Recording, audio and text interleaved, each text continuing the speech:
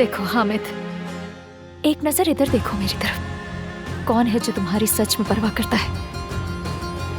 तुम्हें अपनी जात के अलावा और किसी से मोहब्बत नहीं है। वो बाहर आदमी तो हाँ, कौन है? क्या हामिद है? ये आदमी यहाँ क्या कर रहा है?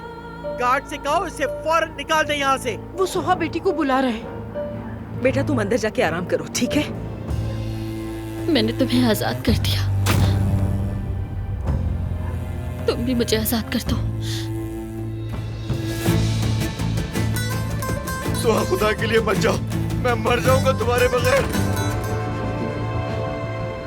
तुम मार दो उनको अदनान, वरना ये मुझे खुद करना पड़ेगा। मोहब्बत करते हो उससे? बहुत ज्यादा। सिर्फ मोहब्बत ही काफी नहीं होती हामिद, इंसान को अपनी जिंदगी भी दांव पर लगानी पड़ती है। 100 बातों की एक बात, जितना वक्त चाहे ले लो। अच्छी तरह सोचो और फैसला करो कि तुम्हें अपने लिए क्या करना चाहिए। अदनान की खुशी की फिक्र है या फिर ज़मरूद की फिक्र? फैसला तुम्हारा। चलता हूँ।